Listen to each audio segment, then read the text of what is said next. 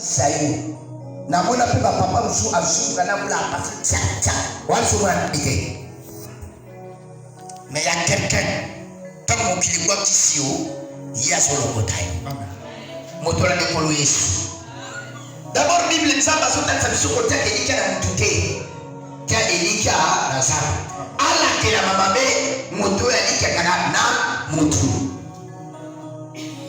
tala l'étude à l'olenge boye un grand séminaire où j'étais bon de gens. N'allez ça les soins séminaire à la vitalité. Na tout le monde comme séminaire où les bangés, où tu as la moto, où les anasida, où tu as la moto. C'est pas moi qui guérit. À quoi est l'éducation à Jésus-Christ? Où tu as moto, qui va passer la salité, où tu as même la mission moi dans le couloir. Angela au casa, badrimbo comme akanya wa petit. Attends pour la terre.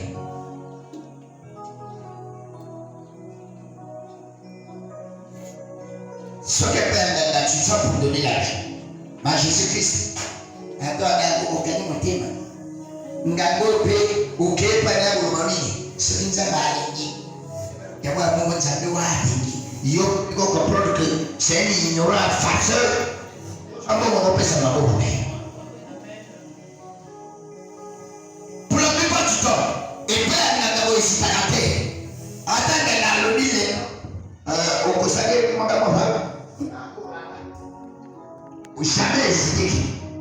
Et quand il y a ce point-là, on va t'apprendre. Ce que ça va vous apprendre à la valeur pour les capsules, alors que ça est Christ. Parce que donc, à côté de Kamata, Kamono, à Yinio, à Pakole Yoba, Bayeba, Longa, Kalobaki, Baïba Boumio, Motosari, Kamazani, Atikali, Yo, Inososani, Bogouf. Le véritable juge, c'est Jésus-Christ.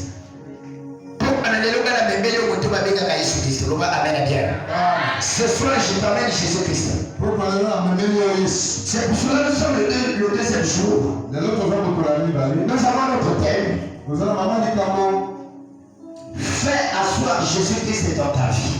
Pour la plupart du temps, les chrétiens, les chrétiennes ne font pas asseoir Jésus-Christ dans leur vie. Et hier, j'avais démontré comment faire asseoir Jésus-Christ dans ta vie. Il y a des principes ou des critères. Pour faire asseoir Jésus-Christ dans ta vie, la première des choses, c'est l'invitation.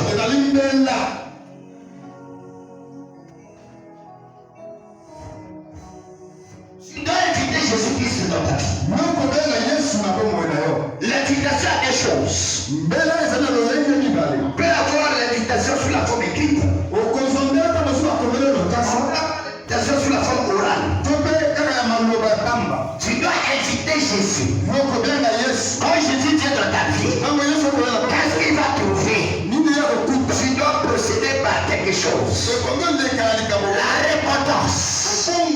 Tu dois confesser tes péchés. Quand tu confesses le péché, tu as un regret, c'est-à-dire tu as le dégoût de commettre encore le péché.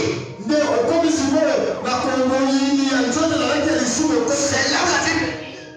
Celui qui confesse ses péchés, obtient miséricorde. Car celui qui les cache ne prospère point.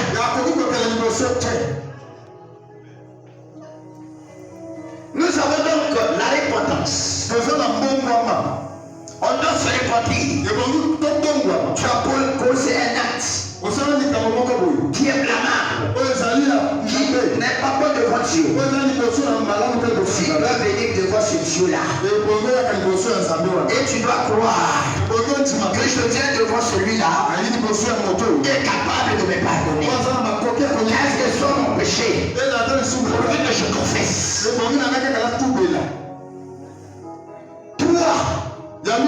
Tu dois recevoir Jésus comme Seigneur et Sauveur personnel. Donc tu crois qu'il est ton Seigneur, qu'il est ton Sauveur. Pourquoi? Parce que Jésus-Christ, quand il vient, il est venu pour sauver Israël. Il est conduit dans la repentance sincère.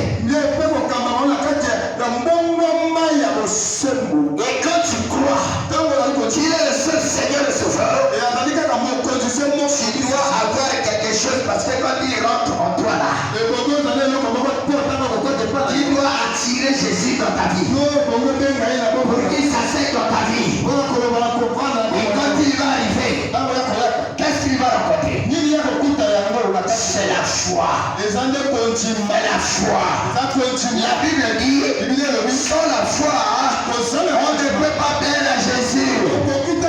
Sans la foi, on ne peut pas lui être agréable.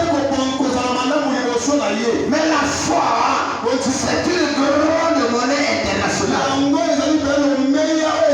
qui nous permet d'échange. C'est pour cela que Bible nous dit, par la foi, les anciens ont réussi ceci.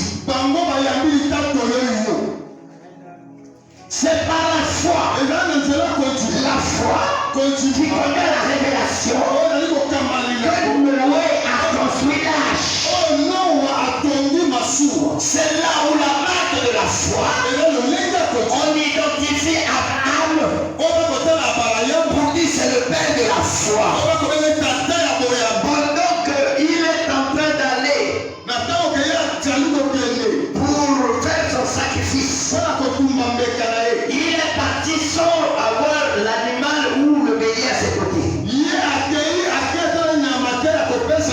Or d'habitude, il partait avec un animal pour le livrer au sacrifice. Mais cette fois-ci, ils sont allés sans l'animal. C'était Isaac lui pose la question, mais Seigneur, où est l'animal? Il dit, je vais chier. Que Dieu ne me pourvoira.